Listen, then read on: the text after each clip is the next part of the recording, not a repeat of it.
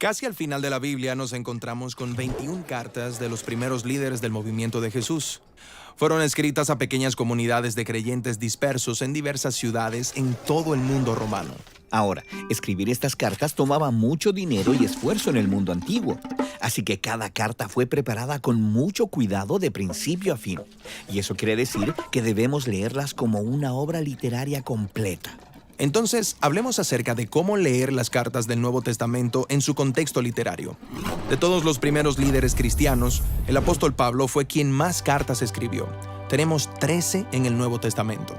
Me lo puedo imaginar en su estudio, escribiendo estos largos o extensos ensayos teológicos. Pero Pablo ni trabajaba ni escribía solo. De hecho, él muchas veces menciona personas de su equipo que le ayudaron a producir las cartas. Cierto, Timoteo o Silas. Sí, Pablo andaba constantemente con sus compañeros misioneros, desarrollando sus ideas en la medida que hablaban, debatían y enseñaban juntos. Y Pablo podría haber recolectado discursos, poemas y oraciones en sus libretas. Como los que él menciona en su segunda carta a Timoteo. Cierto, así que Pablo reuniría a los compañeros correctos en una habitación y allí tomaría material tanto viejo como nuevo. Entonces contratarían a un escriba profesional y harían diversos bocetos hasta estar satisfechos de la fluidez de la obra como un todo. Y entonces la enviaron. Así es, le entregarían la carta a un compañero confiable, quien también recibiría instrucciones acerca de cómo presentarla delante de sus receptores. Presentarla, o sea, leerla en voz alta. Exacto. La mayoría de las personas de ese entonces no sabían leer. Pablo menciona esto varias veces en sus cartas, que estas fueron diseñadas para ser escuchadas y es por eso que muchas veces suenan más como discursos escritos. Por eso es importante que podamos leer y escuchar estas cartas de una sola sentada, de principio a fin. Así podemos apreciar cómo cada parte contribuye al todo. Exacto. Ahora bien, cada cultura tiene su propia forma de organizar una carta, y en el primer siglo había un formato estándar para las cartas. Tienes la apertura, que nombra el autor y luego el receptor. Luego tienes una oración de gratitud o un saludo. Luego viene el cuerpo de la carta. Esta parte es la razón principal por la que se escribe la carta, lo que el receptor debe saber o hacer al respecto. ¿Cierto? Y entonces viene la conclusión, que pudiera tener ciertos saludos, planes de viaje, una última petición o una oración. Entonces, es útil ver cómo una carta del Nuevo Testamento puede dividirse en estas partes. Exacto. Así que tomemos como ejemplo la carta a los Efesios. Cierto, aquí tenemos la apertura y luego una larga oración de acción de gracias a Dios. Y en el centro de la oración de apertura, Pablo introduce la idea principal de toda la carta. Se trata del plan de Dios para unir todas las cosas en el cielo y en la tierra en Jesús el Mesías. Pero, ¿qué significa eso? Pues al pasar al cuerpo de la carta, Pablo va a repetir y a desarrollar esta rica idea. Cierto, pero en el cuerpo de la carta es fácil perderse y perder el hilo de lo que Pablo está hablando. Totalmente. La carta a los Efesios tiene alrededor de 3,000 palabras. Y eso es una corta al compararla con las otras cartas. Pero recuerda, Pablo escribió estas cartas para que se leyeran en voz alta. Así que él usualmente daba claves de la progresión del pensamiento mediante palabras de transición como por tanto, o por esta razón, o entonces. Ok, entonces el cuerpo de Efesios se subdivide en muchos párrafos, pero todos empiezan con estas palabras de transición. Exacto, y cada párrafo tiene su propia idea principal. Y el primero es sobre cómo el Jesús resucitado es rey por encima de todo y todos. En cuanto a ustedes, esto es a los gentiles, ahora han sido incluidos en la nueva humanidad creada por Dios. Por tanto, la única y nueva familia de Dios ahora consiste en personas procedentes de todas las naciones. Así que Dios ha unificado en Jesús a toda una nueva humanidad. ¿Es esa la idea principal aquí? Sí, y ese es el tema que une todos los párrafos de los capítulos 1 hasta el 3. Entonces llegamos al capítulo 4 y nos encontramos con una transición significativa. Por tanto. Sí, esta palabra de transición es como una bisagra entre la primera y la segunda mitad de la carta. La nueva humanidad unificada en Jesús. Por lo tanto, ¿qué? Excelente pregunta. Sigamos adelante y resumamos los párrafos del capítulo 4. La nueva humanidad de Dios es realmente diversa, así que debemos vivir juntos como la nueva creación de Dios. Eso requiere, pues, que aprendamos a amarnos y a perdonarnos porque somos uno. Esta sección es sobre el vivir en unidad. Exacto. Y ahora puedes ver cómo todas las partes de la carta se unen en un mismo hilo de pensamiento. Dios ha unificado una nueva humanidad en Jesús. Por tanto, debemos vivir de una manera que fomente esa unidad. El verlo dividido de esta manera es de mucha ayuda. Es como tener un mapa que nos ayuda a que no nos perdamos.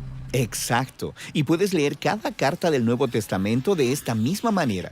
La divides en partes más pequeñas para poder ver el mensaje de cada párrafo. Y entonces puedes rastrear ideas repetidas y palabras de transición para ver cómo se conectan unas con otras. Entonces podrás ver cómo los apóstoles combinaron de manera brillante las diversas piezas en un todo literario que le habló a los primeros seguidores de Jesús y que puede hablarnos a nosotros hoy en día.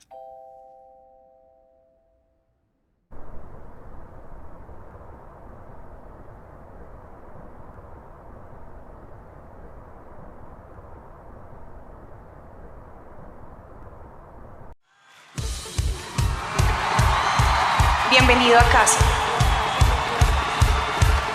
En la casa de Dios estaré por largos días. Un día dentro de la casa de Dios es mejor que 1000 fuera de ella. Déjame decirte por qué estás aquí. ¿Por qué estás aquí? Estás aquí para ser sal. Estás aquí para hacer sal y traer los maravillosos sabores de Dios a la tierra. Estás aquí para hacer luz. Estás aquí para hacer luz y mostrar los colores de Dios en el mundo. Dios no es un secreto. No es un secreto. Dios no es un secreto para ser guardado. Vamos a publicarlo. Vamos a publicarlo como una casa en la cima de una colina. La montaña de la casa de Dios será la más alta de todas. La iglesia siempre será mi casa. Mi casa Mi casa. Mi casa. Mi casa. es donde siempre quiero estar y estoy aquí para bien.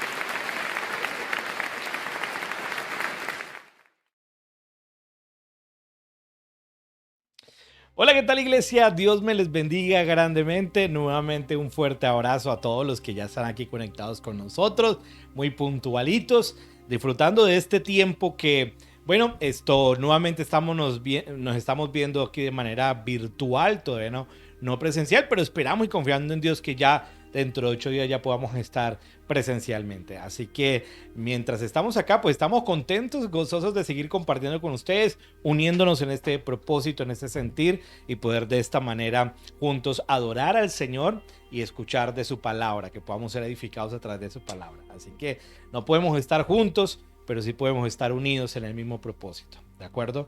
Así que, iglesia, pues bienvenidos. Recuerde siempre dejar sus reacciones. Ahí deje su me gusta.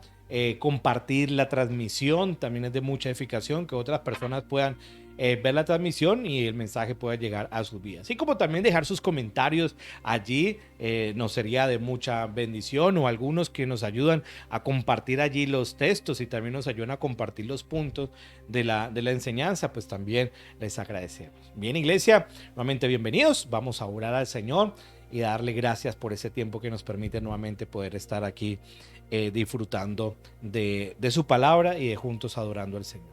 Padre, gracias te queremos dar por este tiempo que nos permite nuevamente poder estar con nuestros hermanos en la fe y poder juntos estar unidos, Señor, para adorarte, para celebrar tu nombre y también, Señor, para escuchar de tu palabra. Así que gracias por este tiempo. Pedimos la dirección de tu Santo Espíritu, Señor, en todo lo que vayamos a hacer. Te lo pedimos en el nombre de Jesús. Gracias por cada hermano, por cada persona, Señor, que ahora se conecta con nosotros, Dios, para poder compartir este tiempo. En el nombre de Jesús, amén y amén. Bueno, iglesia, así que esperamos que juntos podamos adorar, celebrar el nombre de nuestro Señor.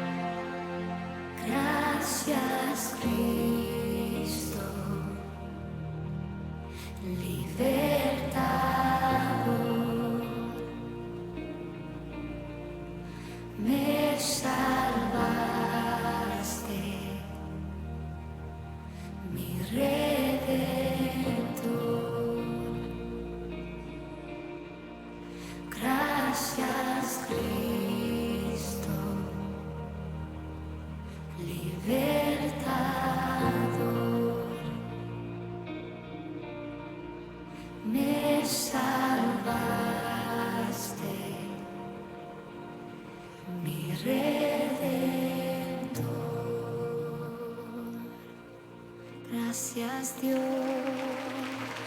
gracias Dios.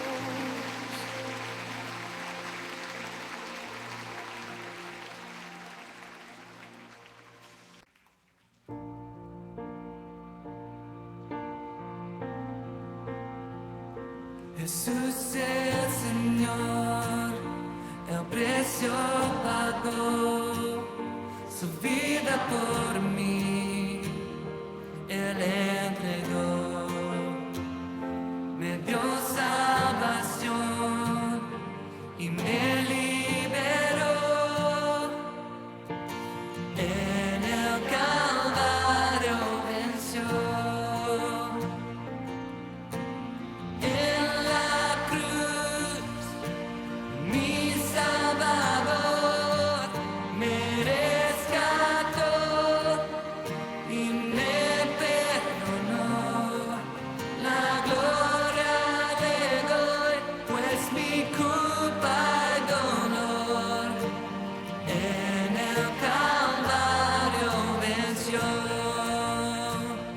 No existe poder ni autoridad que de su amor me pueda apartar.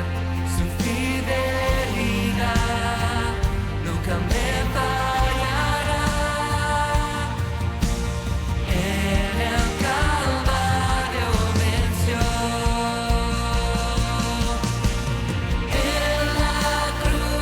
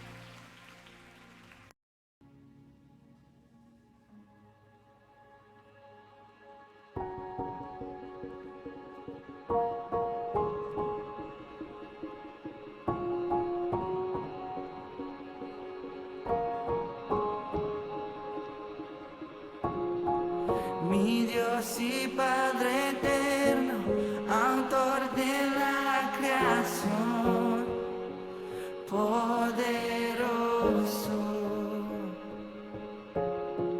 Tu espíritu intervino, el verbo se encarnó. Cristo, tú salvas. Creo en nuestro Dios el Padre, en su Hijo Cristo el Rey. Creo en el Espíritu Santo, Dios tres en uno es. Creo que resucitaste, que nos levantarás. Creo en el nombre de Jesucristo.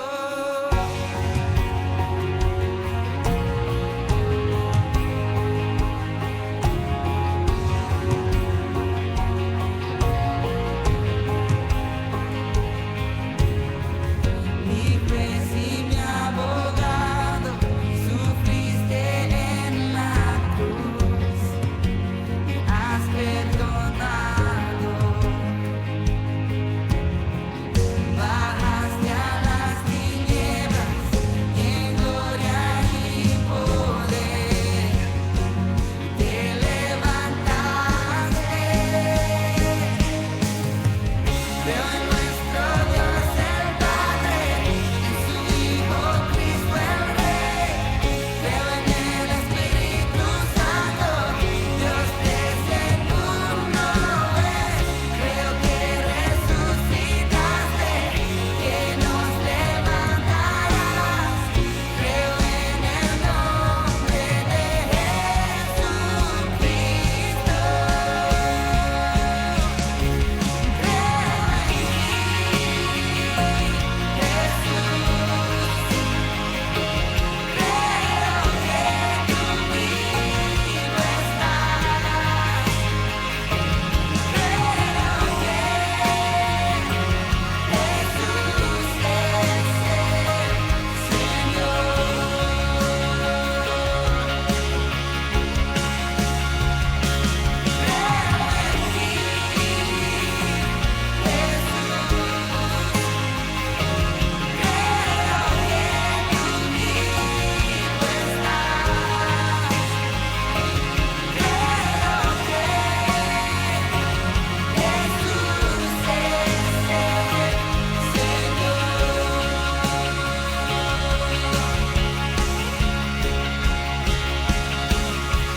Creo en nuestro Dios el Padre, y en su Hijo Cristo el Rey. Creo en el Espíritu Santo, Dios tres en uno es. Creo que resucitaste, que nos levantarás.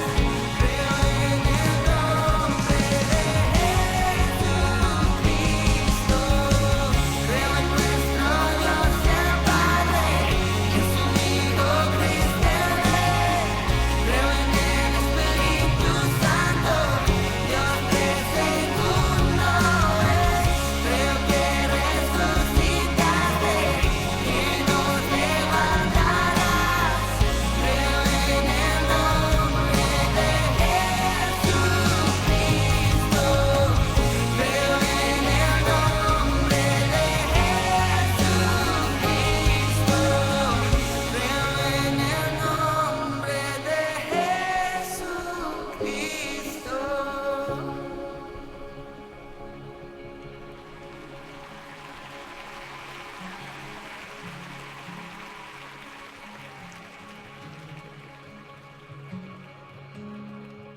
Creo en la vida eterna, creo en la comunión, creo que tu pueblo es uno, creo en tu iglesia, Dios, creo que resucitaremos y en gloria volverás. Creo en el nombre de Jesucristo.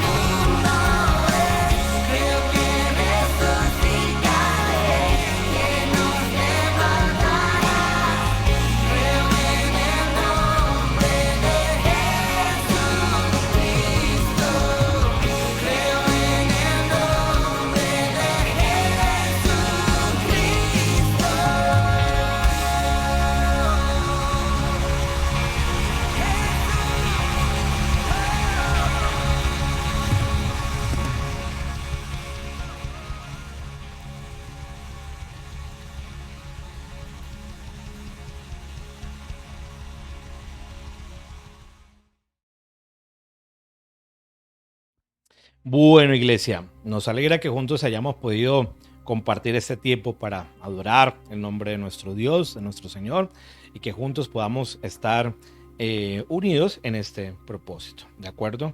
Bueno, iglesia, esto, como les había mencionado en reuniones anteriores, habíamos hecho un receso, una pausa en nuestra serie que veníamos dando nosotros, la enseñanza del Sermón del Monte. Y hicimos una pausa para hablar acerca de la encarnación de Jesús allí en nuestra reunión, en lo que fue el 25, creo, de diciembre. Y después quise compartirles una enseñanza acerca de todo lo que significa, tal vez para algunos, esta preocupación o tal vez ciertos temores por el inicio de este nuevo año, sin saber qué nos deparará, qué ocurrirá, qué pasará. Así que decidí hacer una prédica que nos pudiera edificar en este momento y pedir guía y dirección al Espíritu Santo. Y por eso hace 8 días estuvimos hablando de esta enseñanza, en la que hoy la culminaremos. Hoy hablaremos de los siguientes 2 principios que nos quedaron haciendo falta para hablar acerca de cómo tener contentamiento, cómo estar contentos precisamente en el Señor. Y ese es el título de la predicación, cómo tener contentamiento. Y eso es lo que hemos estado hablando. Y esta enseñanza y estos principios no los hemos sacado basado ni en mi experiencia personal, ni los he sacado de algo que por ahí vi en algún libro motivacional, de ninguna manera, sino de lo que la misma palabra nos enseña, de lo que el Espíritu Santo inspiró al apóstol Pablo al escribir estas líneas, y al escribir estas líneas terminó siéndonos a nosotros un ejemplo, un testimonio redactado, pero que también se puede ver por la vivencia de Pablo, de cómo podemos nosotros estar contentos. Y aquí Pablo, tal vez sin pretenderlo, se convirtió en un ejemplo para nosotros estar contentos usando estas líneas que Pablo escribió finalizando su carta a la iglesia de Filipo, a los filipenses. Así que yo quisiera volver a leer el texto que compartimos hace 8 días para que podamos nosotros hacer un pequeño resumen de lo que fue la enseñanza hace 8 días y continuar en los 2 principios que nos hicieron falta. Tal vez hubo algunas personas que no estuvieron, y los que estuvieron, pues de esta manera recordamos para poder encaminarnos en la dirección que vamos en esta enseñanza. Así que acompáñenme a leer Filipenses capítulo 4, versículo 10 al versículo 19. Filipenses 4 del 10 al 19. Dice así: Me alegré grandemente en el Señor de que ya al fin habéis reavivado vuestro cuidado para conmigo. En verdad, antes os preocupabais, pero os faltaba la oportunidad. No que hablé porque tenga escasez, pues he aprendido a contentarme cualquiera que sea mi situación. Sé vivir en pobreza y sé vivir en prosperidad. En todo y por todo he aprendido el secreto tanto de estar saciado como de tener hambre, de tener abundancia como de sufrir necesidad. Todo lo puedo en Cristo que me fortalece. Sin embargo, habéis hecho bien en compartir conmigo en mi aflicción. Y vosotros mismos también sabéis, filipenses, que al comienzo de la predicación del Evangelio, después de partir de Macedonia, ninguna iglesia compartió conmigo en cuestión de dar y recibir, sino vosotros solos. Porque aún a Tesalónica enviaste dádivas más de una vez para mis necesidades. No es que busque la dádiva en sí, sino que busco fruto que abunde en vuestra cuenta. Pero lo he recibido todo y tengo abundancia. Estoy bien abastecido, habiendo recibido de Epafrodito lo que habéis enviado. Fragante aroma, sacrificio aceptable, agradable a Dios. Y mi Dios proveerá a todos vuestras necesidades conforme a sus riquezas en gloria en Cristo Jesús. Oremos, iglesia. Mi buen Dios, queremos, Padre, agradecerte por esta hermosa oportunidad en la que podemos estar no solamente reunidos o unidos como iglesia, sino que también, Señor, podemos estar expuestos a tu palabra, a lo que tú nos quieres enseñar a nosotros. Hoy queremos dejarnos guiar por tu Santo Espíritu, Señor, que hable a nuestras vidas, que hables a nuestro corazón a través de tu palabra, y de esta manera podamos nosotros crecer en santidad, pero que también esta palabra pueda llegar a muchas personas que no te conocen y acceder al arrepentimiento y confiar en ti. Te lo pedimos en el nombre de Jesús. Direcciónanos, Señor, en todo lo que vayamos a hablar y en todo lo que vayamos a decir. Amén y amén. Bien, iglesia, hace 8 días les comentaba cuál había sido el propósito de por qué utilizamos estos fragmentos de la carta de Pablo a los filipenses en el capítulo 4. Y lo decíamos porque, digámoslo, ahora que está ocurriendo esta transición de año, de estas fechas, muchas personas por lo regular se llenan de ciertos temores o de ciertas preocupaciones con respecto a lo que vendrá este año. Tal vez algunos tienen expectativas por lo que algunos sueños que quisieran cumplir o algunos proyectos que tienen en mente que les gustaría que les saliera, o sea, que se hicieran realidad. Y el hecho de que no se haga realidad, tal vez a algunos les preocupa demasiado pensar en esa idea. Algunos tal vez tienen ciertos temores por qué ocurrirá, como nos sorprendió aquel 2020, cuando sin saberlo vino una pandemia y nos sorprendió en ese año completamente a todos. Hubo mucha muerte, mucha crisis, mucha pobreza, muchas enfermedades mentales. Bueno, hubo cantidad de cosas durante ese tiempo. Y algunos dirán, ¿qué será entonces este 2023? ¿Qué será lo que va a pasar? ¿Qué va a ocurrir? Y se llenan de cierta ansiedad. Desafortunadamente, muchos, como digo, al tratar de buscar algo en donde puedan descansar y confiar, terminan abundando por ahí por las redes sociales y también en nuestra ciudad, abundando de iglesias, de maestros supuestamente cristianos, que terminan diciéndonos a nosotros, mire, vamos a hacer estas declaraciones proféticas o vamos a declarar esto y aquello para que el 2023 sea un año de crecimiento, un año de multiplicación, un año de abundancia, un año, bueno, de cantidad de cosas que se inventan para llevar a la gente a que confíe en una declaración, a que confíe en algo que dijeron o en una circunstancia, y no más bien a que confíen en el Señor, que descansen en la providencia de Dios, que descansen en que Él es soberano y que manifiesta su voluntad de la manera que Él desea y le place, y que entendemos que esa voluntad es buena, es agradable y es perfecta. Confiar en aquellas declaraciones termina siendo un mal fundamento para nuestra fe, para nuestra confianza en el Señor. Por eso, como lo decíamos hace 8 días, lo mejor que podemos hacer no son estas declaraciones o esos decretos proféticos, sino colocar toda nuestra confianza en Dios, quien hace que todo coopere para bien en nuestras vidas, en aquellos que aman al Señor, comprendiendo que Él es un Dios soberano en todo, absolutamente en todo. Así que, partiendo de este pequeño análisis, quise de alguna manera compartir esta enseñanza para que nos llevara a nosotros a encontrar un fundamento sólido, un fundamento que no nace en el pensamiento de un hombre, sino en un fundamento que nace en la misma palabra de Dios, inspirada por el Espíritu Santo, usando en este escrito a Pablo en lo que allí se refiere o en lo que allí mencionó. Así que esta es la motivación de por qué hemos estado haciendo esa enseñanza. Así que vamos a hablar de 5 principios que nos ayudan a nosotros para estar o para tener contentamiento. Decíamos nosotros hace 8 días que una persona contenta confía en la providencia de Dios. Una persona contenta se complace con poco, ¿cierto? O se complace cualquiera que fuera su circunstancia. Una persona contenta no depende de sus circunstancias, y una persona contenta se fortalece en el poder de Dios, y una persona contenta se preocupa por el bienestar de las demás personas.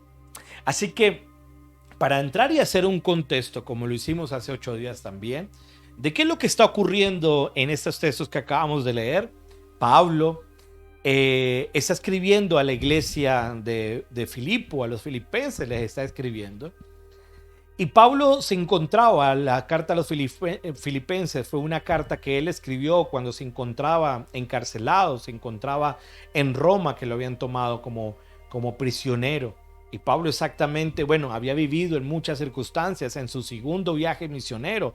Pablo había pasado por unas circunstancias en donde lo habían apedreado a Pablo, en donde Pablo había tenido que incluso a veces ser rescatado por sus hermanos en la fe. Había sido encarcelado y en medio del encarcelamiento Pablo empieza a cantar con Silas, empieza a cantar y el Espíritu Santo obra de manera milagrosa allí. Y uno se pregunta cómo una persona en medio de la cárcel puede tener tanto gozo para empezar a cantar, ¿cierto? Y no porque haya una capacidad inherente en Pablo como tal, sino por la obra de Dios y el Espíritu Santo en su vida que lo lleva a tener esto y que también puede obrar y operar en nuestra vida.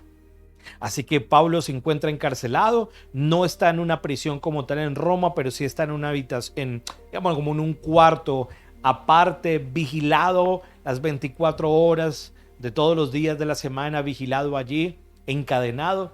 Y Pablo, sin poder trabajar, sin poder sustentarse, necesita depender de la ayuda de muchos hermanos en la fe para poder tener esa subsistencia. Así que Pablo ha tenido un momento de mucha escasez allí, de mucha crisis en esos momentos.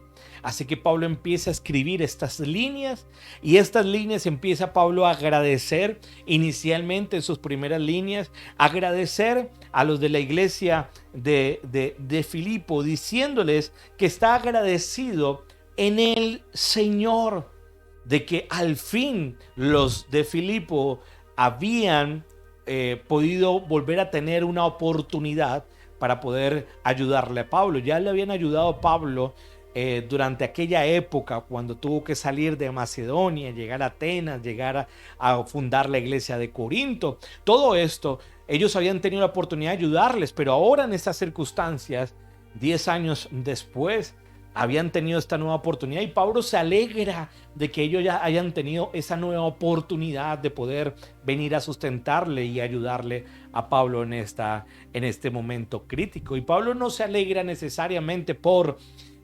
el beneficio económico, por la ofrenda que allí le estaba dando, sino que Pablo se alegra de que los hermanos de la iglesia de Filipo hayan podido demostrar su amor a Pablo, hayan podido manifestar ese amor y ese cuidado para con Pablo. Y Pablo ahí es donde se encuentra agradecido con el Señor. Y entonces aquí es donde nosotros estuvimos hablando hace 8 días acerca del primer punto o el primer principio para estar contentos, y es confiar en la providencia de Dios. Y eso fue lo que ocurrió con Pablo. Pablo confiaba en la providencia de Dios, que Dios había obrado. Y estuvimos haciendo una diferencia entre lo que es la providencia de Dios y lo que es un milagro de Dios. Un milagro de Dios, ¿qué es? Es cuando Dios de manera soberana y directamente actúa en el mundo natural, ¿cierto? Y puede romper todas esas líneas naturales, el curso normal de las cosas. Y entonces Dios opera de manera soberana cuando actúa de esta forma. Y en el que no hay ninguna explicación ni científica ni humana para ellos, sino que solamente la explicación es el poder del Señor. Eso es un milagro, pero ¿qué es entonces la providencia? La providencia de Dios no es un milagro, como dijimos hace 8 días, en el sentido de irrumpir en el orden natural, sino que más bien la providencia de Dios tiene en cuenta todos los sucesos, todas las eventualidades, las palabras, los hechos, las decisiones, todos los elementos de la vida normal. Dios las utiliza de manera sobrenatural, las acomoda con total precisión para que se cumpla su propósito exacto. Y esto obviamente es maravilloso. Esto es completamente hermoso. Así que Pablo lo que empieza a expresar en estas palabras y lo que el Espíritu Santo nos enseña ahora a nosotros es que una persona contenta es aquella que puede confiar en la providencia de Dios. Como lo dice el libro de Romanos 8:28. Y sabemos que a los que aman a Dios todas las cosas ayudan para bien. Los que aman a Dios, todas las cosas ayudan o cooperan para bien. Y esto es a los que conforme son llamados a su propósito. Así que nosotros confiamos en un Dios que es plenamente maravilloso para orar, sea cual sea nuestra circunstancia. No debemos, iglesia, tener temor cuando dejamos que la voluntad de Dios actúe. A veces nos angustiamos demasiado cuando expresamos, bueno, que sea la voluntad de Dios, como si fuera a ocurrir lo peor. No. Su voluntad es buena, su voluntad es agradable, su voluntad es perfecta. Eso es lo que hace nuestro Señor. Les comentaba hace 8 días acerca de unos ejemplos como ocurrió con Jesús cuando estuvo ante Pilato. Pilato lo amenazó a Jesús diciéndole que él tenía el poder de dejarlo en libertad o crucificarlo. Pero Jesús le expresa diciéndole, el poder que tienes se te ha concedido desde arriba. O sea, Jesús no se sintió intimidado ante Pilato, no porque no tuviera el poder, porque Pilato tenía poder. Y no porque no pudiera matarlo, porque Pilato quería hacer mal. Sino porque Jesús no se intimidó ante esto, porque sabía que el poder provenía de Dios. Dios estaba orquestando todo y le había concedido ese poder a Pilato, pero Dios lo había planeado para bien, aunque Pilato lo haya pensado para mal, pero Dios lo había planeado para bien y también lo planeó, que fue evidentemente para nuestra propia salvación.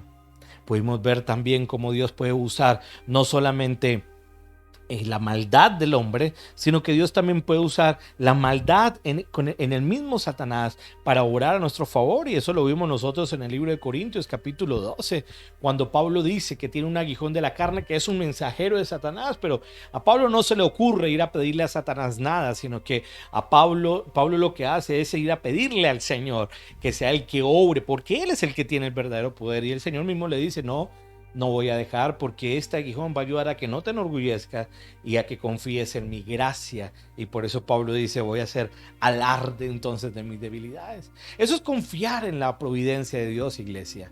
No tenemos por qué tener temor. En la persona que verdaderamente tiene contentamiento descansa en que Dios es soberano y actúa de manera no solamente milagrosa, sino también de manera providencial. El segundo principio que nosotros vimos para estar contentos fue de estar satisfechos cual sea nuestra situación. Aun cuando tengamos poco, sea cual sea, Pablo lo dijo, no que hable porque tenga escasez, pues he aprendido a contentarme cualquiera que sea mi situación. Y es que el creyente está satisfecho sea cual sea su situación. El creyente no se preocupa o no se angustia por tener poco o tener mucho, sino que descansa en lo que Dios está haciendo. Y ahí es donde nosotros debemos aprender a estar satisfechos en todo. Nosotros nos encontramos en una sociedad que cada vez más confunde las necesidades con los deseos y entonces quieren cada vez más ciertas cosas que los hacen como si fuera una necesidad. Es que necesito un celular nuevo, es que necesito entonces un trabajo y entonces necesito un mejor empleo y necesito esto, y a veces muchas de aquellas cosas no son una necesidad, sino a veces muchos de un capricho en nuestro corazón. Y la Biblia nos habla que el corazón del hombre es insaciable. Y por mucho que tratemos en esta vida de querer lograr muchas cosas, cuando lleguemos al pináculo de las cosas, del éxito donde queremos llegar, nos daremos cuenta al fin y al cabo que estaremos igual de vacíos como antes. Y por eso su palabra nos dice que nosotros debemos dejar de depender, o mejor, dejar de poner nuestra confianza en las circunstancias, sino que aprendamos nosotros a confiar plenamente. Nosotros, decía Pablo, después de todo no trajimos nada cuando vinimos a este mundo, ni tampoco podremos llevarnos nada cuando lo dejemos. Así que si tenemos suficiente aliento y ropa, estemos contentos. Aprendamos a vivir sea cual sea. El creyente aprende a estar contento sea cual sea su situación en cualquier momento. Como segundo o como tercer punto, el principio que vimos nosotros es que el creyente o una persona que está contenta no depende de las circunstancias. No solamente, como lo decíamos en el punto anterior, que tiene que aprender a estar satisfecho sea cual sea su situación, sino que también ahora, para estar contentos, no debemos depender de las circunstancias. Pablo en estos versículos, en el versículo 12, él dice, sé vivir en pobreza y sé vivir en prosperidad. Y esta palabra sé, que proviene del original oída, significaba entender o significa entender. Y lo que Pablo está diciendo es que yo he entendido por la experiencia, por lo que he conocido del Señor, por su misma palabra, entiendo ahora cómo vivir en estas circunstancias, tanto en pobreza como en escasez. ¿Por qué, iglesia? Porque las circunstancias, cuando nosotros dependemos de las circunstancias, a veces descansamos tanto en las circunstancias que nuestro estado de ánimo depende de cómo van marchando las cosas. Entonces, si tenemos mucho, estamos muy felices y muy contentos. Y si tenemos muy poco, nos agobiamos. Tal vez ciertas personas durante esta Navidad tuvieron poco, o no sé si nada. Pero la pregunta es, ¿su contentamiento, su gozo radica en esa circunstancia de escasez? ¿O su contentamiento radica precisamente en que Dios está en pleno control de todo? Algunos, cuando entonces ya tienen mucho, se vuelven demasiado orgullosos y prepotentes. Y el Señor nos dice, por eso Pablo dice, yo aprendí a vivir tanto en la pobreza como en la pobreza, en la escasez, pero he aprendido a vivir también en la prosperidad, en la abundancia, cuando ha habido mucho. ¿Por qué, iglesia? Porque las circunstancias difíciles muchas veces se convierten en el mayor enemigo de nuestro contentamiento. Y por eso debemos nosotros entender que debemos aprender también a vivir en circunstancias difíciles, aprender a vivir en pobreza. Pablo no era un ejemplo de los maestros que ahorita salen a relucir diciendo que los hijos de Dios son demasiado prósperos. Pablo tenía unos problemas inmensos y había pasado por unas circunstancias difíciles, pero Pablo aprendió a confiar aún en medio de esas adversidades, en poner la mirada en el Señor. Eso es lo que decía Pablo, ya que dice Pablo, ya que han sido resucitados a una vida nueva con Cristo, pongan la mirada en las verdades del cielo, donde Cristo se ha sentado en el lugar de honor, dice Pablo, a la derecha de Dios. Piensen en las cosas del cielo, no en las de la tierra, pues ustedes han muerto a esta vida y su verdadera vida está escondida con Cristo en Dios. Así que Pablo decía, mire, yo no pongo mi confianza, ni dependo emocional, ni espiritual, ni nada en las circunstancias críticas que estoy teniendo, sino que pongo mi mirada es en el cielo, es en el Señor.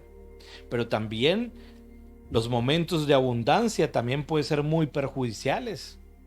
Muchas personas que desafortunadamente hacen del dinero, de los bienes materiales, su objetivo único en esta vida. Y hacen de ello como si eso fuera el fin único a alcanzar en esta vida. Y Pablo hace una fuerte advertencia que muchos, dice, que viven con la ambición de hacerse ricos, caen en tentación y quedan atrapados por muchos deseos necios y dañinos que los hunden en la ruina y en la destrucción, dice Pablo. Pues el amor al dinero es la raíz de toda clase de mal, y algunas personas en su intenso deseo por el dinero se han desviado de la fe verdadera y han causado muchas heridas dolorosas. Eso lo dice 1 Timoteo 6 del 9 al 10. El problema es cuando mucha gente pretende agarrar y ser de la abundancia su objetivo final o su objetivo único en la vida. Y no porque el dinero sea malo, siempre lo decimos. El problema es cuando ponemos nuestro corazón allí, cuando ponemos nuestra confianza allí en el dinero.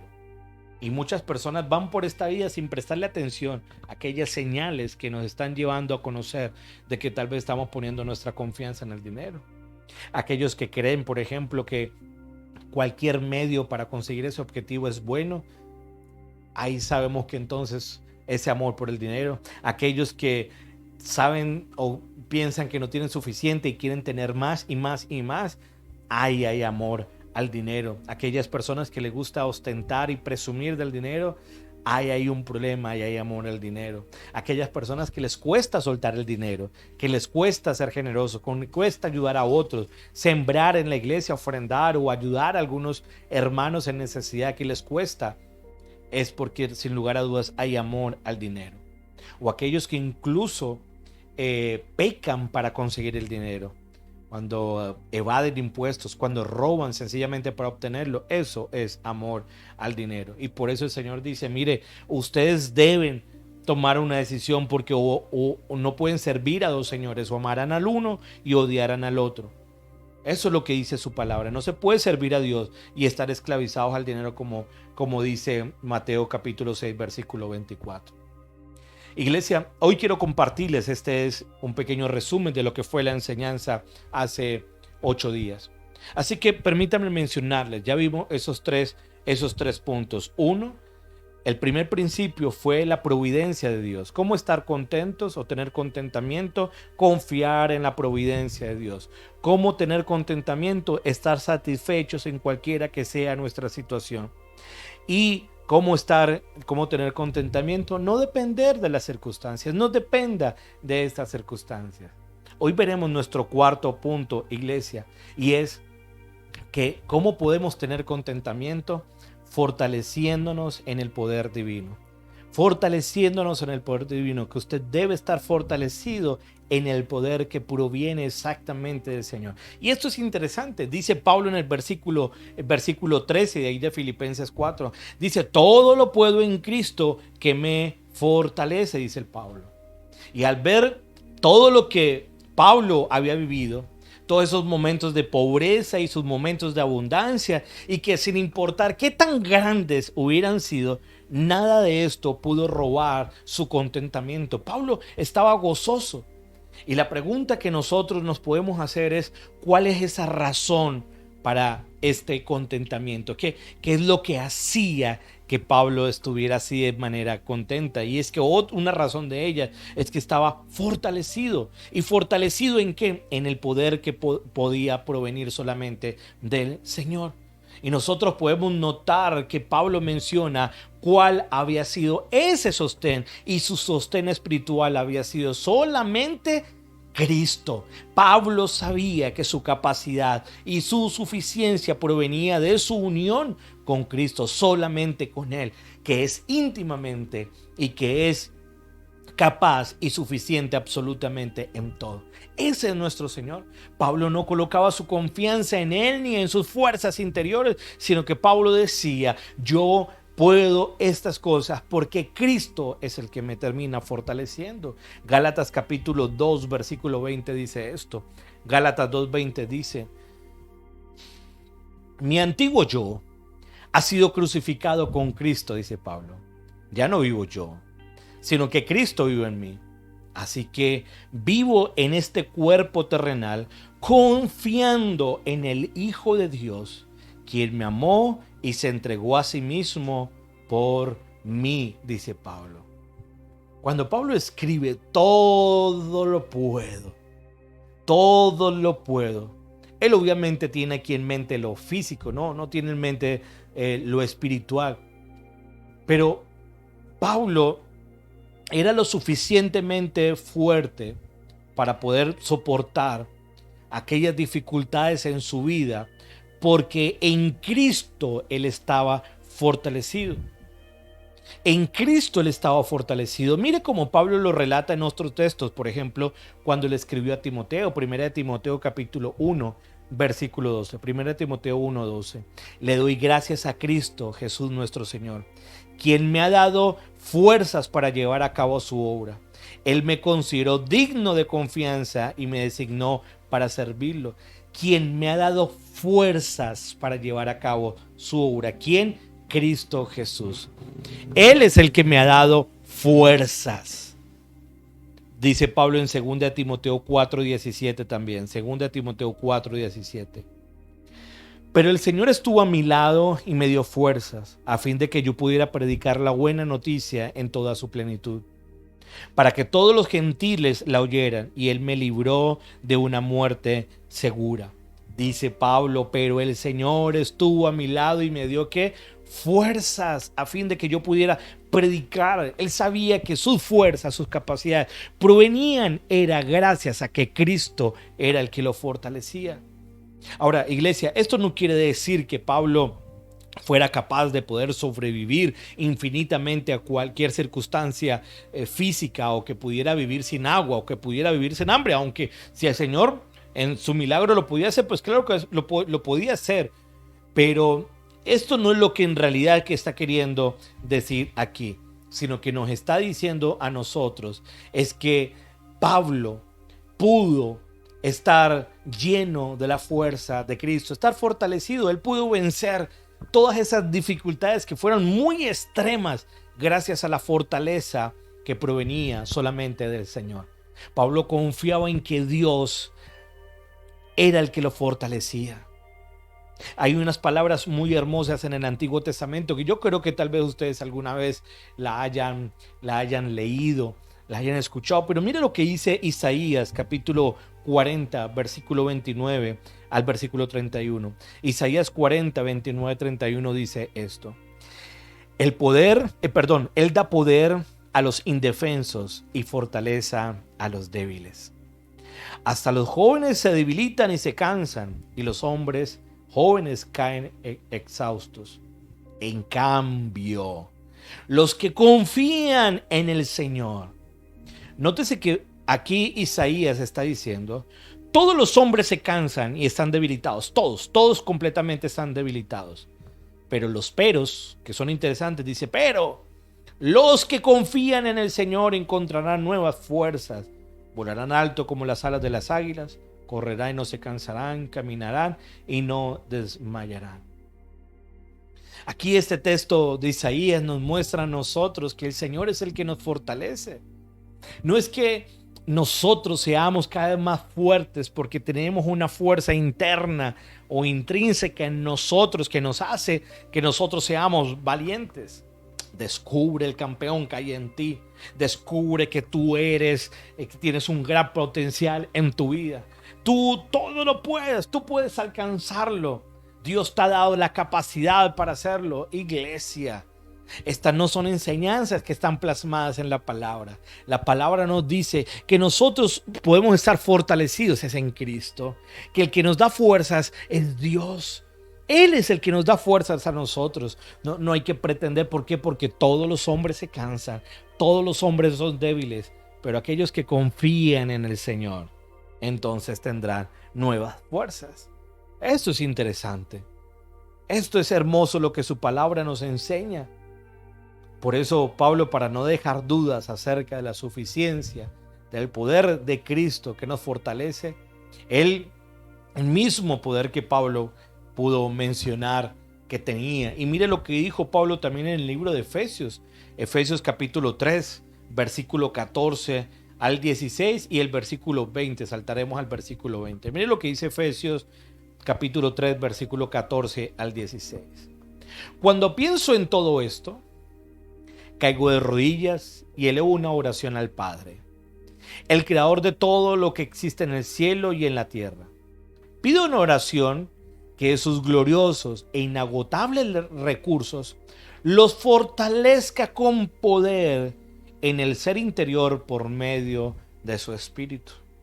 Y mire lo que dice el versículo 20. Y ahora, que toda la gloria sea para Dios, quien puede lograr mucho más de lo que pudiéramos pedir o incluso imaginar mediante su gran poder que actúa en nosotros.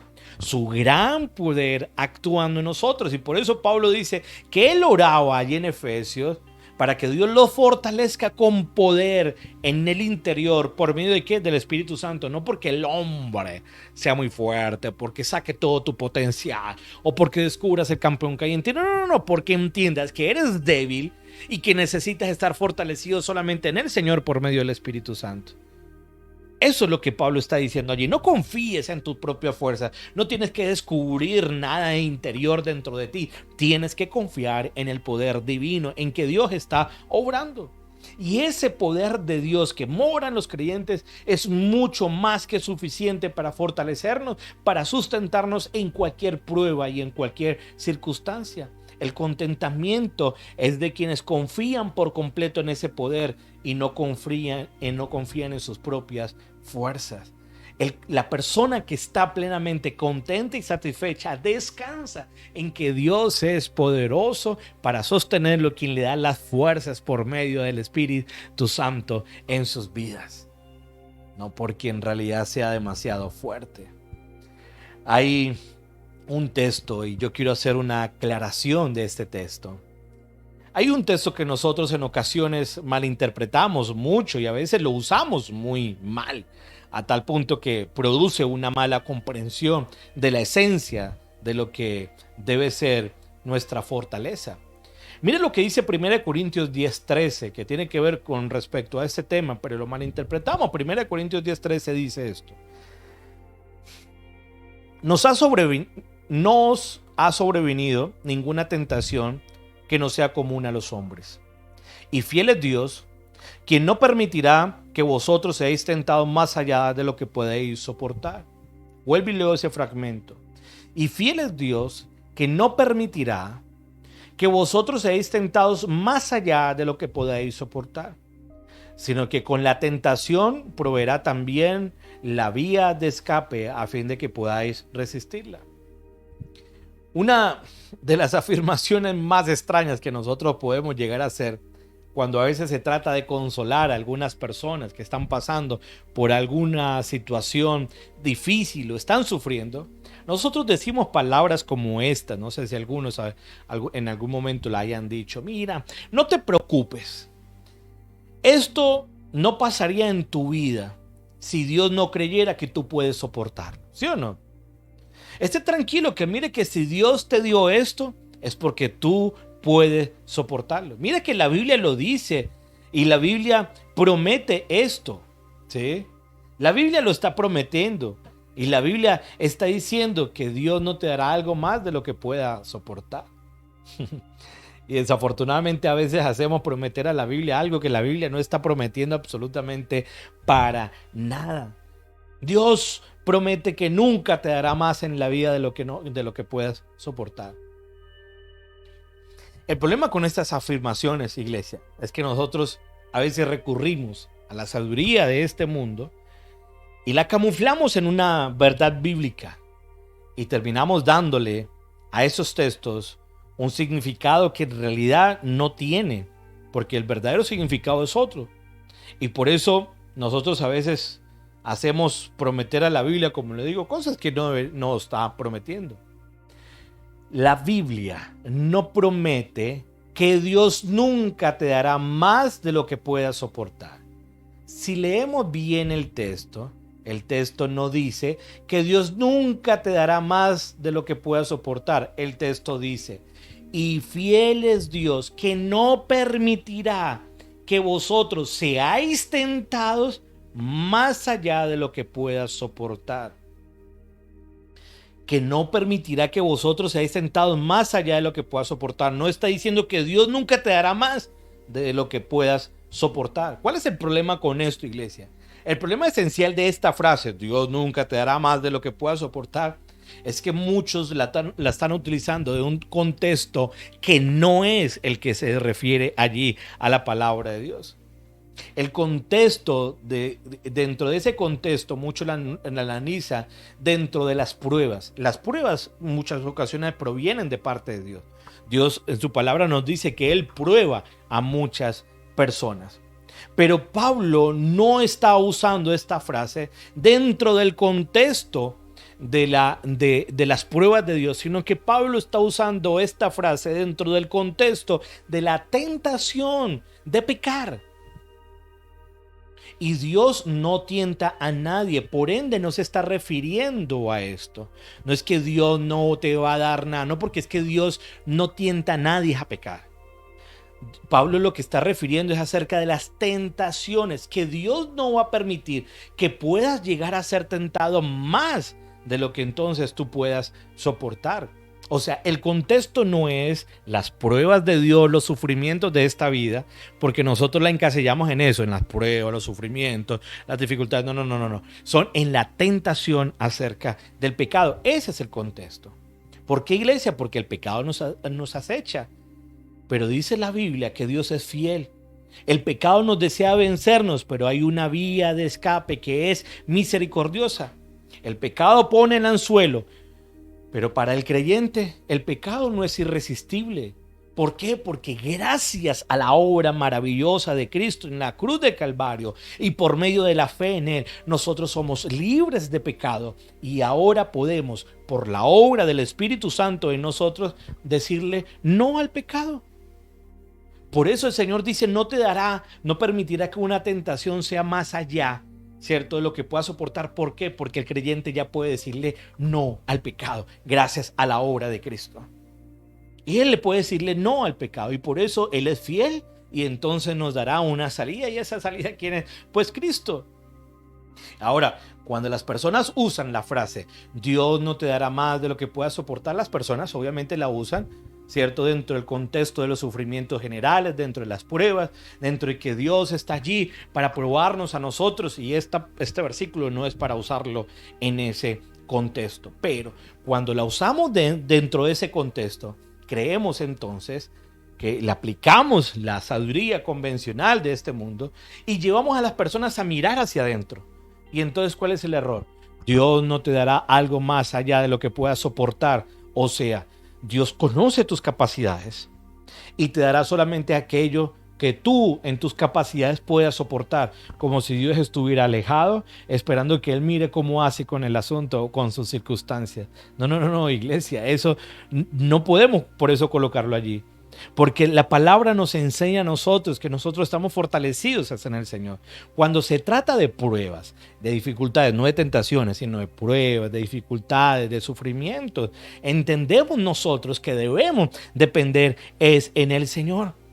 Y por eso yo creo, iglesia, que incluso en muchas ocasiones, Dios a veces, a la hora de probarnos, nos dará cosas que sobrepasan nuestras capacidades. En muchas ocasiones Él lo podrá hacer, que nos dará cosas que sobrepasan nuestras capacidades, como ocurrió, por ejemplo, con los discípulos cuando estaban en el mar y esa tormenta, pensaron que ellos iban a morir y por eso cuando Jesús calmó la tormenta les dijo, hombres de poca fe. A veces Dios va a permitir que todas estas circunstancias sobrepasen nuestras capacidades, pero ahí es donde debemos decir, como lo dijo el salmista, ¿de dónde proviene nuestra ayuda? ¿O de dónde viene mi socorro? Y deberíamos responder como el salmista lo dijo, mi ayuda viene del Señor que hizo los cielos y la tierra. Eso está en el Salmo 121, versículo 1 y 2. Cuando se trata de pruebas y de dificultades, la Biblia nos dice que debemos confiar en el Señor, porque a veces esas pruebas nos van a sobrepasar a nosotros y debemos saber que necesitamos depender de Él. Ahora, cuando se trata entonces de tentaciones de pecado, ya es otro tema, que es lo que se refiere de esto. Mire, por ejemplo, lo que dice 2 Corintios capítulo 1, versículo 8 al versículo 10. 2 Corintios 1, del 8 al 10, dice esto. Amados hermanos, pensamos que tienen que estar al tanto de las dificultades que hemos atravesado en la provincia de Asia, dice Pablo. Fuimos oprimidos y agobiados más allá de nuestra capacidad de aguantar y hasta pensamos que no saldríamos con vida. Dice que fueron más allá de nuestra capacidad de aguantar y hasta pensamos que no saldríamos con vida. De hecho, esperábamos morir. Pero como resultado, dice Pablo, dejamos de confiar en nosotros mismos y aprendimos a confiar solo en Dios, quien resucita a los muertos. Efectivamente, Él nos rescató del peligro mortal y volverá a hacerlo de nuevo. Hemos depositado nuestra confianza en Dios y Él seguirá rescatándonos. Él dijo, miren, lo que nos pasó allí llegó a tal punto que eso sobrepasó las capacidades en que nosotros podíamos aguantar.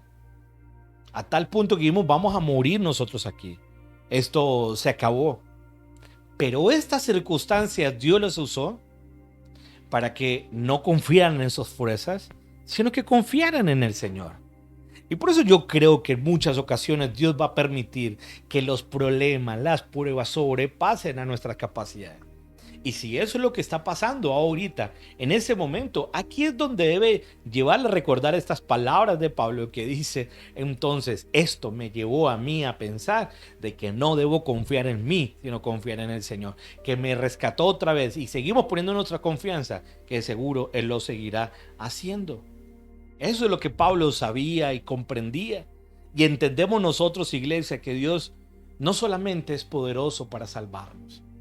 Nosotros entendemos que la salvación es un acto soberano de parte de Dios, ¿cierto?, para con el hombre. Y que es poderoso para obrar al transformar y cambiar esa resistencia que tenía el hombre en su corazón hacia Dios. Pero no solamente Él es poderoso para salvarnos, sino que también es poderoso para santificarnos. Porque una vez siendo salvos, Él obrará a través de su Santo Espíritu en nosotros para que podamos ir creciendo a la estatura de su Hijo amado Jesucristo. Pero no solamente es poderoso para salvarnos y es poderoso para santificarnos, sino que Dios también es poderoso para sustentarnos en medio de cualquier prueba, dificultad o circunstancia adversa. Y nuestra fe y confianza solamente está en Él que nos fortalece. Solamente es en Él. Por eso, iglesia, es preciso hacer esta aclaración. Que nosotros, aquellos que viven en plena obediencia a voluntad de Dios, pueden contar con ese poder que los va a fortalecer el Señor. Pero no piensen, iglesia, que quienes están viviendo algo por consecuencia de su propio pecado constante, no esperen que Dios les conceda contentamiento de ninguna manera. Aquellos que pecan y siguen pecando, no esperen que Dios les provea contentamiento. Es más, incluso a veces Dios va a añadir castigo en esas circunstancias por causa de su pecado, porque es que de esa manera es que los traerá al arrepentimiento. Estas palabras y estas promesas de que Dios va a fortalecer a aquellos que confían en Él y descansan plenamente en la voluntad de Dios y obedecen esta misma voluntad. El poder de Dios traerá contentamiento a quienes carecen de esa fuerza, pero solo si han vivido de manera justa. Iglesia, no hay soluciones rápidas, no hay atajos para el contentamiento. Esto lo reciben solamente quienes son fortalecidos por el poder divino. Y ese poder divino no va a provenir ni de ningún consejero. Ese poder divino no va a provenir ni de terapias, ni de fórmulas de autoayuda, ni de libros que puedan hacerlo, ni buscando por las redes sociales videos que nos motiven a nosotros. Sino que nosotros vamos a entender que solamente eso va a provenir, esa fortaleza solamente va a poder provenir de parte del Señor. En Él debemos confiar, no en nuestras fuerzas ni en nuestras capacidades, sino en Él.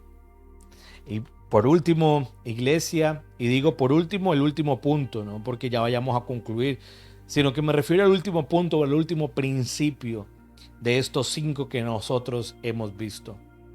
En que hemos visto nosotros durante esta enseñanza: 1, confiar en la providencia de Dios, estar satisfecho cualquiera que sea nuestra situación, no depender de las circunstancias y confiar en el poder divino.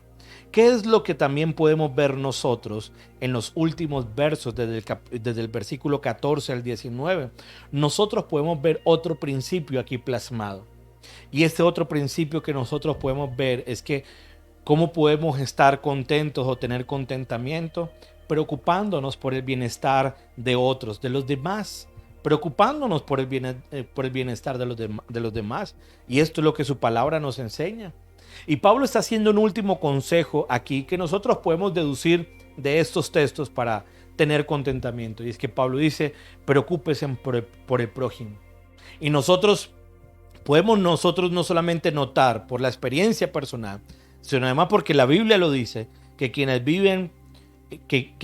viven solo para sí nunca van a estar contentos.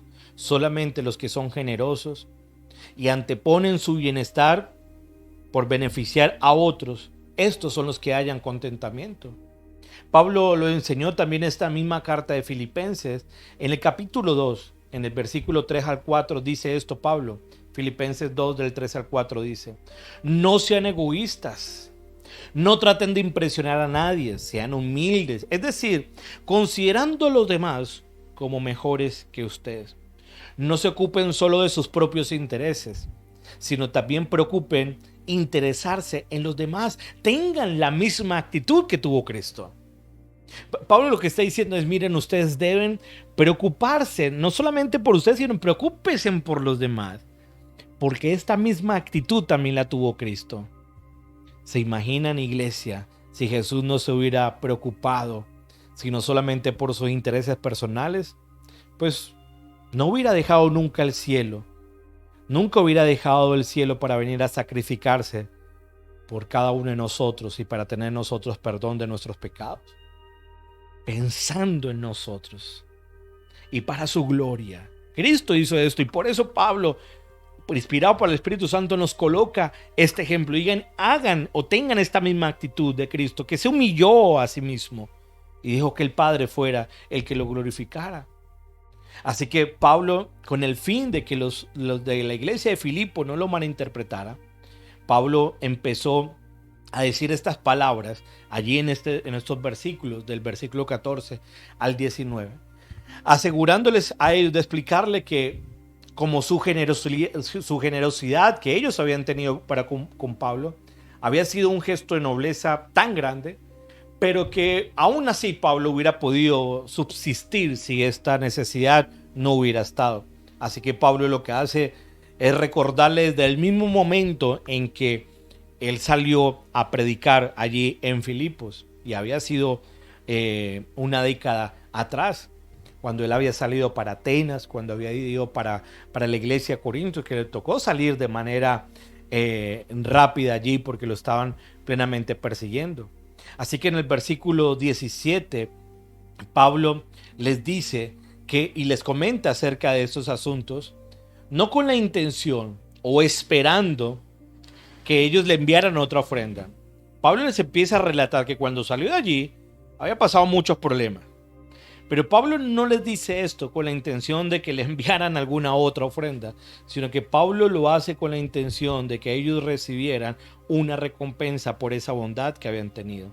Si usted lo leen en la Nueva Traducción Viviente, este versículo 17 dice: no digo esto esperando que me envíen una ofrenda, más bien quiero que ustedes reciban una recompensa por su bondad. O sea, Pablo decía, yo quiero agradecerles a ustedes por lo que han tenido para conmigo y lo que han hecho y todo este sufrimiento que he tenido, pero no lo digo para que ustedes me hagan una ofrenda más, sino porque de alguna manera sean recompensados de la forma como ustedes los han hecho. La iglesia de Filipo era una iglesia de escasos recursos, pero aún así había sustentado a Pablo durante muchas ocasiones. Pero Pablo lo que les está diciendo es, ustedes van a tener recompensa por esa bondad. O sea, hay recompensas para aquellos que son generosos y procuran bendición a otras personas. En 1 Timoteo capítulo 6, versículo 17 nos dice esto. 1 Timoteo 6, 17 al 19. Dice Pablo estas instrucciones: enséñale a los ricos de este mundo que no sean orgullosos ni confíen en su dinero, el cual es tan inestable. Deberían depositar su confianza en Dios, quien nos da en abundancia todo lo que necesitamos para que lo disfrutemos. Diles que usen su dinero para hacer el bien. Deberían ser ricos en buenas acciones, generosos con los que pasan necesidad y estar siempre dispuestos a compartir con otros. De esa manera, al hacer esto, acumularán su tesoro como un buen fundamento para el futuro, a fin de poder experimentar lo que es la vida verdadera. Esa era la instrucción que Pablo les estaba dando a ellos, sabiendo que deberían ser generosos con otros. ¿Para qué? Porque Pablo entendía que también esto tenía una recompensa espiritual, que el Señor evidentemente bendecía al saber que bendecíamos a otros. El mismo Jesús lo enseñó de esta otra manera. Jesús lo dijo en Mateo capítulo 6, versículo 19 al 20. Mateo 6 del 19 al 20 dice: no almacenes tesoros aquí en la tierra, donde la polilla se los come y el óxido los destruye, y donde los ladrones entran y roban. Almacena tus tesoros en el cielo, donde las polillas y el óxido no pueden destruir, los ladrones no pueden entrar y robar. El Señor lo que está diciendo es, lo que pueden hacer con las cosas aquí, en dinero, y ayudar a otros y beneficiar a otros, esto tendrá implicaciones eternas, beneficios eternos. Es lo que la palabra nos enseña, aquellos que procuran beneficiar a otros. Así que estos pasajes nos muestran que ser generosos tiene un beneficio espiritual. Las escrituras nos enseñan en repetidas ocasiones el principio de ser generosos, de bendecir a otros. En el libro de Proverbios, por ejemplo, encontramos un texto que dice: hay quienes reparten y les ha añadido más, y hay quienes retienen más de lo que es justo, pero vienen a pobreza. El alma generosa será prosperada, y el que saciare, él también será saciado. Una recompensa y un beneficio, lo dice su palabra. Pablo también lo dijo: pero esto digo, el que siembra escasamente, también segará escasamente, y el que siembra generosamente también segará. Y esto es lo que nos enseña la palabra, que cuando nosotros nos preocupamos por otros, el Señor también bendice a aquellos que se preocupan por otros. que no se preocupan por sus propios necesidades, sino que también suplen la de otros. Y si Dios en algún momento te ha concedido para tener más que suficiente, más que lo necesario, tiene un propósito en particular y es bendecir a otros. Dios no quiere proveerte económicamente para alimentar tu egoísmo, sino para alimentar tu generosidad y seas instrumento para bendición a otras personas. Así que Pablo mismo, incluso en el libro de Hechos, podemos notar que Pablo era un ejemplo de esa generosidad. Pablo le decía, en todo os he enseñado que trabajando así debe ayudar a los necesitados y recordar las palabras del Señor Jesús, que dijo, más bienaventurado es dar que recibir, en Hechos 20:35. Más bienaventurado es dar que recibir. Y esa es la actitud cuando nosotros nos preocupamos. Y por eso Pablo menciona que incluso al hacer estas ayudas, a bendecir a otros hermanos, se convierten como en un sacrificio que adora al Señor. Recuerden que en el Antiguo Testamento los sacrificios, estos sacrificios de animales adoraban al Señor. Pero ahora Pablo describe estas dádivas, ¿cierto?, como olor fragante, agradable a Dios. O sea, que cuando ellos, los de Filipo, ayudaron a Pablo, esto era como un sacrificio que había ocurrido en el Antiguo Testamento, pero ahora este sacrificio que habían hecho era de olor grato, de olor, era agradable ante el Señor. Y por eso Pablo estimó la ofrenda de los filipenses como un acto sacrificial de adoración. Y por lo tanto se espera que nosotros, todos los creyentes de este nuevo pacto, tengamos esta clase de sacrificio espiritual en lugar de los sacrificios de los animales. Mire lo que dice, por ejemplo, Hebreos capítulo 13, versículo 15 al 16. Hebreos 13 del 15 al 16 dice, por lo tanto, por medio de Jesús, ofrezcamos un sacrificio continuo de alabanza a Dios, mediante el cual proclamamos nuestra lealtad a su nombre. Y no se olviden de hacer el bien y de compartir lo que tienen con quienes pasan necesidad. Estos son los sacrificios que agradan al Señor. Y estas son las clases de sacrificios que el Señor pide que ahora hagamos en la actualidad. Bendecir a nuestros hermanos, ayudar, preocuparnos por el bienestar de otros. Esto es lo que su palabra nos enseña.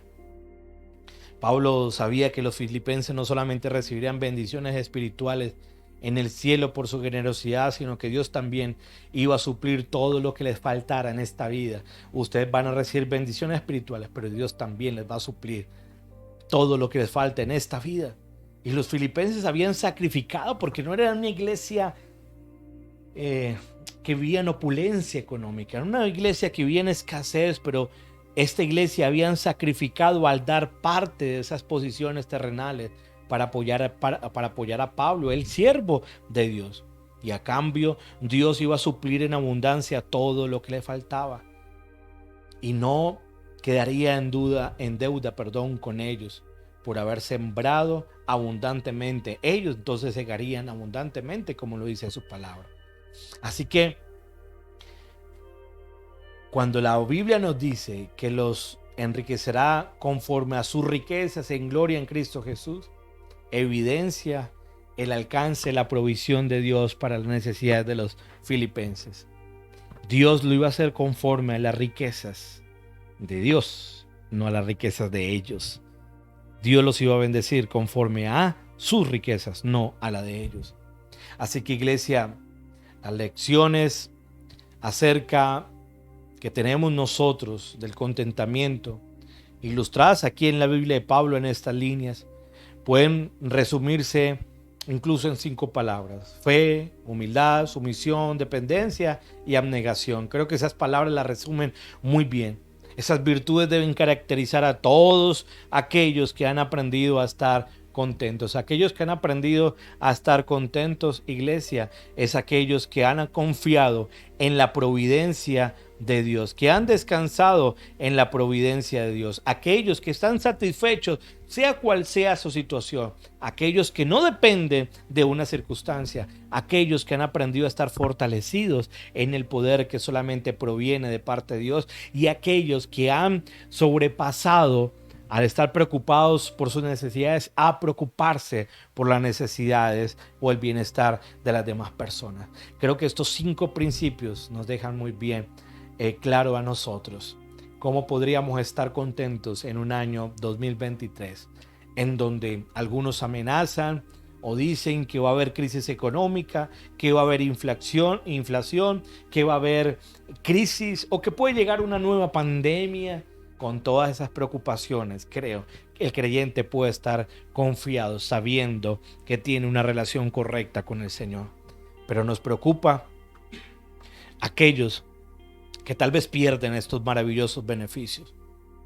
Pablo nos dice: Dios proveerá a todas nuestras necesidades conforme a sus riquezas en gloria en Cristo Jesús. Y es solo en Cristo Jesús que encontramos plena satisfacción a nuestras vidas. Iglesia, no hay manera que nosotros podamos pretender acudir a la provisión de Dios no reconociendo a Cristo como nuestro Señor. Necesitamos a Cristo, no para una vida sin problemas, sino que necesitamos a Cristo para salir del mayor problema que el hombre pudiera estar. Y es que mientras siga viviendo alejado de Cristo, esa será su condición eterna, alejado de la gracia de Dios. Por eso te animo que hoy puedas venir en total arrepentimiento y fe y clamar al Señor que Él pueda aceptarlo y rendir su vida delante de Él. Y es seguro que todos estos beneficios podemos disfrutarlos, además de que somos salvos y que se nos dan todas esas bendiciones espirituales. Podemos estar contentos en esta vida mientras llega la vida eterna. Esa es la gloria maravillosa que podemos tener en el Señor. Mi buen Dios, queremos darte muchas gracias por esta tu palabra. Lo que hemos podido ver, Señor, en estas 2 reuniones acerca de estos principios para estar contentos, Señor. Tal vez el mundo, las noticias nos dan muchas razones para estar tristes, abrumados. Pero tu palabra nos muestra que podemos, Señor, estar contentos y gozosos al confiar en tu provisión, Señor. Al confiar plenamente en ti, en lo que tú estás haciendo y en la manera que tú estás obrando de manera providencial en nosotros. En que podemos nosotros, Señor, estar satisfechos, sea cual sea nuestra situación, en escasez o en abundancia. Que podemos estar contentos, Señor, al no depender de las circunstancias. Que podemos estar contentos, Señor, al estar fortalecidos en ese poder que proviene solamente de parte tuya. Que podemos estar contentos al preocuparnos por las necesidades de otros y no viviendo de manera egoísta. Gracias te damos por esa obra maravillosa en nosotros. Y oramos, Señor, para que también esta obra se efectúe en la vida de aquellas personas que hoy, Señor, quieren venir delante de ti en total arrepentimiento y fe. Y oro para que tú obres en ellos, Señor. Y esta palabra pueda, Señor, ser instrumento para que tú produzcas una nueva vida en ellos. Gracias te damos en el nombre de Jesús. Amén y amén. Bueno, iglesia, ha sido maravilloso este tiempo en el que hemos podido compartir. Espero que esta palabra haya sido de edificación. Compártala en sus redes sociales, en sus grupos de WhatsApp, para que pueda ser de bendición a muchas otras personas y muchos puedan saber estos principios que su palabra lo dice, no de un libro de autoayuda, sino su palabra lo dice, para que podamos estar contentos y confiar en nuestro Señor, en que Él tiene pleno control de todo y es soberano y actúa de manera providencial y nos fortalece a nosotros. ¿De acuerdo? Iglesia, les animamos para que puedan estar pendientes de nuestras redes sociales. Allí estaremos anunciando cuando empezamos ya inmediatamente las fechas para nuestras reuniones, nuestro tiempo de oración, en las mañanas que tenemos de martes a viernes. Martes y jueves, los martes y los jueves de 5 a 6 de la mañana. Así que les estaremos indicando también para el inicio de nuestras clases del estudio de la palabra los viernes a las 8 de la noche. También nuestro próximo ayuno, que será el primer sábado de febrero, y nuestra reunión presencial, que esperamos ya dentro de 8 días por estar reunidos presencialmente, ¿de acuerdo? Ha sido maravilloso poder compartir esos tiempos con ustedes, iglesia. Esperamos que puedan seguir disfrutando, pronto ya vernos presencialmente y estar juntos, reunidos, ¿de acuerdo? Un fuerte abrazo, Dios me les bendiga, que tengan un excelente fin de semana. Mil bendiciones, chao, chao.